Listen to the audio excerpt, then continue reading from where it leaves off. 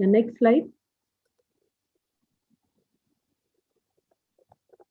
Well, you never heard of actual improvement in the mortality going down and the survival improving in lung cancer in the last 2 decades. But this is a very important article which has just been published by NEJM, and this is from the SEER data. What they did was they actually saw the incidence of lung cancer going down, as you can see on the left hand side, which is non-small cell, and right hand side small cell. The blue lines indicate the reduction in the incidence of lung cancer, and the red lines actually indicate the reduction in mortality. Now, what is the difference between these two graphs, one on the left and the right? On the left hand side, non-small cell, you will see that the decline in incidence is slower, but the decline in mortality is much faster. And this change has occurred in men as well as women, and it's occurred after the year of 2013, when the TK has got involved in our management of treatment paradigms in lung cancer. So that is where the improvement occurred. Now, this is the data from 2009 to 2016. Well, we don't have the data after the addition of the point inhibitors, but I'm sure that the mortality is going to go down further. So this is some very good news that the mortality is down and the survival has improved. Next slide. So this is all as a result of the era of precision medicine. As you can see that before 2005, it was just empiricism. Everyone received the same treatment. Just 80 out of 100 patients were eligible for chemotherapy.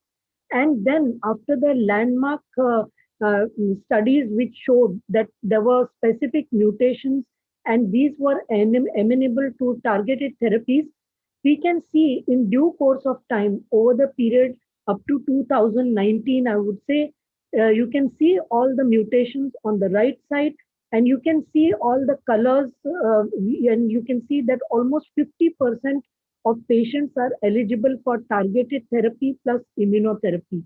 So this is a sea change which has occurred in the landscape of treatment of lung cancer.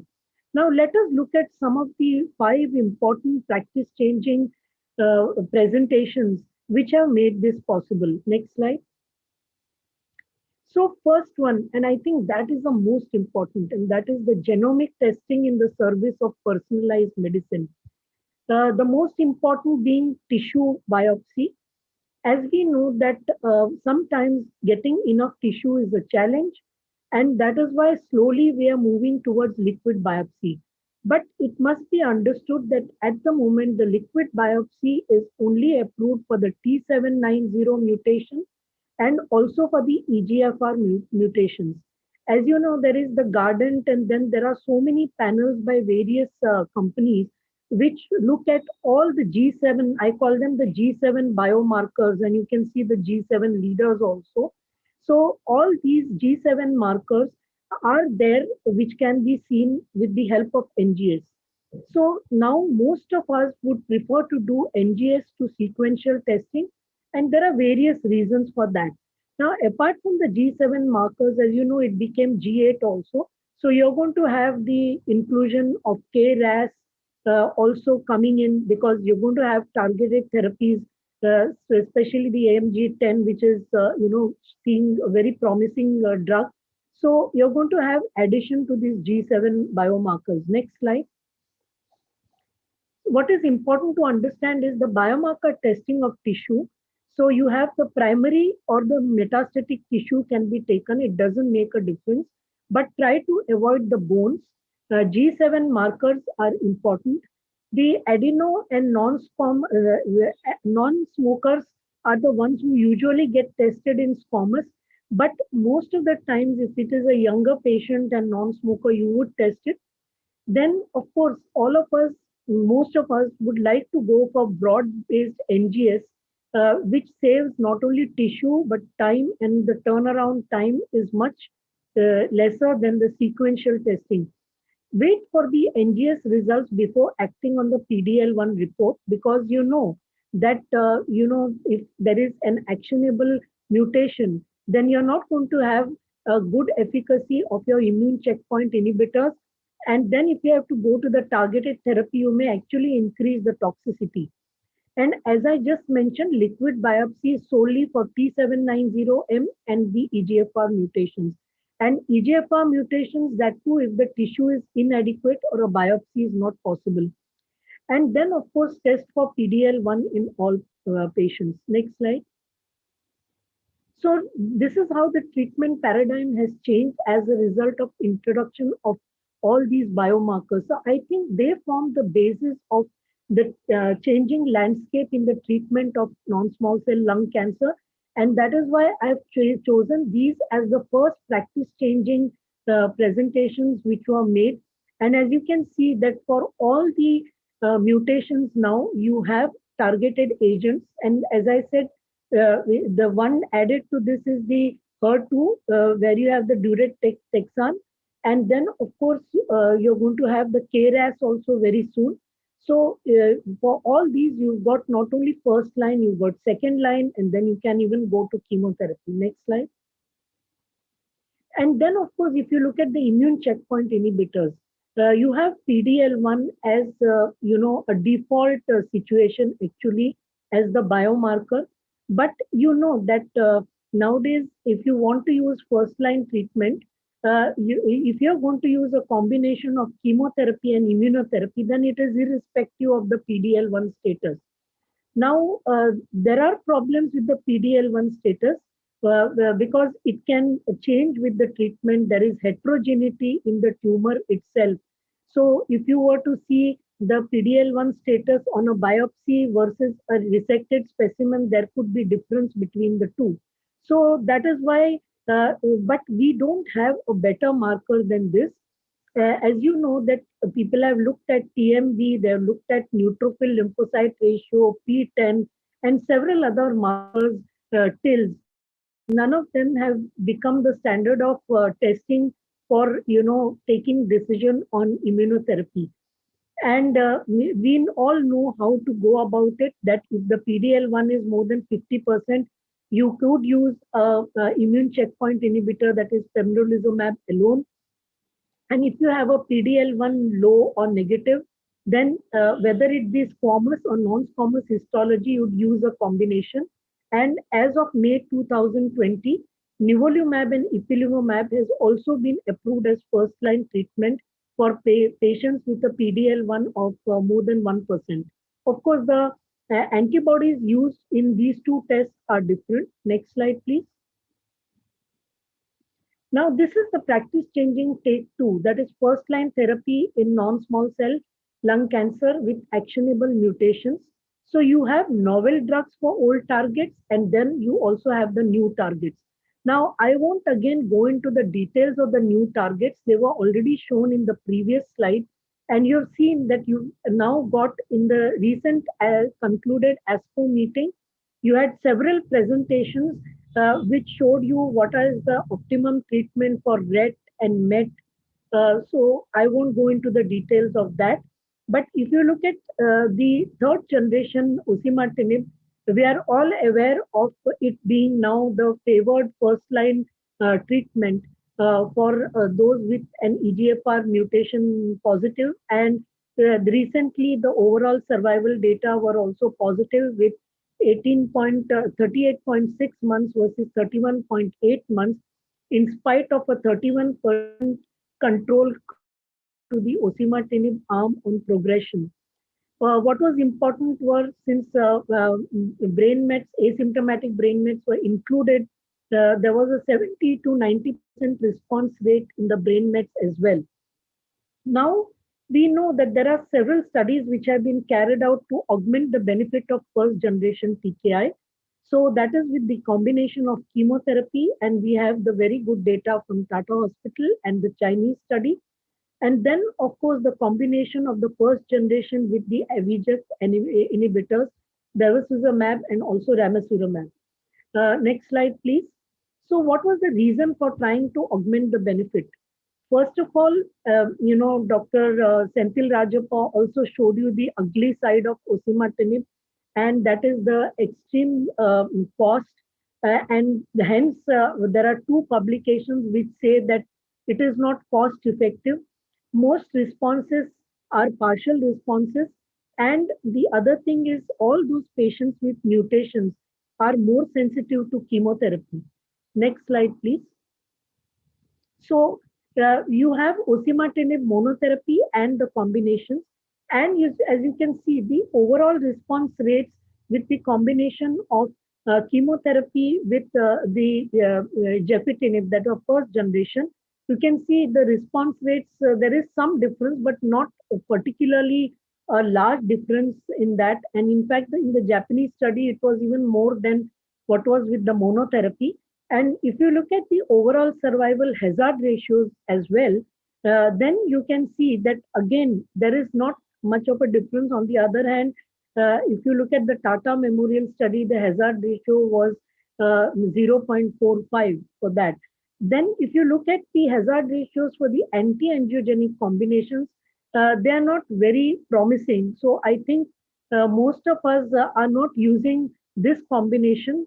Though, as I said, if a patient is not affording osimertinib and is ready to take chemotherapy, then we would use a combination of chemotherapy with the first generation TKI. There is a little additional toxicity, but that can very well be monitored and taken care of. Next slide, please. So these are the pros and cons. And if you look at the overall survival in the osimertinib, it has reached 38.6 months. Gefitinib plus chemotherapy in the Chinese study was 50.9 months. And then you have subsequent second line EGFR osimertinib for T790 mutations. And but if you look at the anti-angiogenic combinations, as I mentioned, not very forthcoming if you compare it to the other two strategies. Next slide, please. The only inconvenience of the combinations being the IV access and having to come to hospital. Now, what is the other practice changing thing that has come out of this?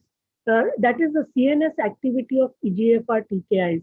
And we know that if we are going to use especially the second and third generation TKIs with their very satisfactory response rates as concerning the brain metastases which are asymptomatic, we are comfortable in observing these patients and we have seen good responses. So as a result of that, you could use SBRT if there is a symptomatic single MET. If there are multiple METs which are asymptomatic, you could still give a chance to the TKIs to have their responses on the intracranial metastasis and delay the radiation. So I think this is also a very important practice changing activity of EGFR TKIs. Next slide, please. So another one which is potentially practice changing, and I won't go into the details of this because Dr. Senthil Rajappa has very nicely touched on this, and that is the adjuvant TKIs. As I said, that we don't have the overall survival data, and they were not I mean, it wasn't so satisfactory with the adjuvant gefitinib. Whereas the osimertinib is concerned, the data is still immature for the overall survival benefit. But however, it is binding on us to at least mention this to the patients and tell them that we may be able to delay the recurrence. We may not be able to cure the patient, but definitely that benefit should be explained to them. And then, of course, it is up to them whether they would go for it in the absence of the overall survival benefit data. Next slide. Now, coming to the other mutations, and that is the ALK. In the other hall, all this was being discussed. And, we've come from the first generation to the third generation, and they are running parallel to the EGFR TKI story. And next slide, please. So you can see all these are the studies of the third generation and the second generation as first line, and they've all proved to be more beneficial than crizotinib. And alectinib, brigatinib have been approved as first line, and very soon As a result of the results of the Crown study, I think lorlatinib would also get an approval. Next slide, please. Now, the practice changing fourth, and that is about the immune checkpoint inhibitors. Now, we have to be very clear that these are patients with no driver mutations. Those who have driver mutations, we could be using the immunotherapy in the third line or so, but definitely we must rule out all driver mutations when we want to subject the patients to the immune checkpoint inhibitors. And what is important is it has also been seen that though the RET and MET mutations are rare, but those patients who harbor those mutations, even their response to immune checkpoint inhibitors is not the same as those without those mutations. So this thing should be kept in mind. And again, this is a point in favor of doing the NGS. So if you look at the first line, you can see that pembrolizumab alone, as a result of the keynote 024, now you have the median follow-up data of 25.2 months, and you can see that it is holding out with the median overall survival being clinically meaningfully better than the control arm, that is chemotherapy, with a very satisfactory hazard ratio. Then, of course, you have the pembrolizumab with chemotherapy in Keynote 189, and this is for patients irrespective of their PDL1 status. Whereas, as you know, the Keynote 024 for pembrolizumab alone is in patients with a PDL1 TPS score of more than 50%. So you have these two studies, Keynote 189 and 407, and one is for the non-squamous and the other one is for the squamous, both published in NEJM in 2018, and both of them showing the benefit of the combination in both these histologies, irrespective of the PDL1 status, the only difference being the appropriate chemotherapy partner. Then if you take the nivolumab with ipilimumab, as I've said that this has just received approval in 2020, but one has to be cautious about it because the follow-up is much shorter as compared to the studies mentioned above, and you have to accept the toxicities that are associated with this combination. So, and of course, it is much more expensive. The last study, there is very preliminary data which has been presented at the just concluded ASCO, and it has not yet received approval. But these are all the options that are likely to be coming up when you discuss about the first line options with immune checkpoint inhibitors. Next slide. Now, what is the practice changing fifth point? And that is consolidation durvalumab in unresectable stage 3 non-small cell lung cancer. So, you know that chemoradiation has been the standard of care for stage 3 unresectable lung cancer. But any consolidation after that in form of gefitinib, docetaxel, all have fallen by the wayside because none of them have been able to improve the survival and the toxicities have been quite significant. Now, here you have a strategy where no doubt it has its some toxicities, but it has led to not only an improvement in progression-free survival, but overall survival as well. And with toxicities, if you're familiar with the toxicities associated with the immune checkpoint inhibitors, you can easily take care of them. Next slide. So this is the Pacific study. Next slide, please. This is the well-known Pacific study, and these were all stage 3 who had not progressed after chemoradiation and received durvalumab for 1 year. Next slide, please. And met all the primary and the secondary endpoints. And you can see at 3 years as well, there is a 32% reduction in the risk of death with a hazard ratio of 0.68. So this is my last, practice changing presentation. Next slide, please. So now we can gaze into the crystal ball, and this is my last slide, that liquid biopsy and NGS would in future become the standard to detect mutations, and also not only detect the mutations, but also monitor the response to treatment and see the disappearance of these mutations from the liquid biopsies. Artificial intelligence is coming up in a big way to diagnose non-small cell lung cancer, but I won't go into the details. It's at the moment in the distant future. Then, of course, the use of adjuvant and neoadjuvant TKIs, as well as the neoadjuvant and adjuvant immune checkpoint inhibitors, along with new combinations.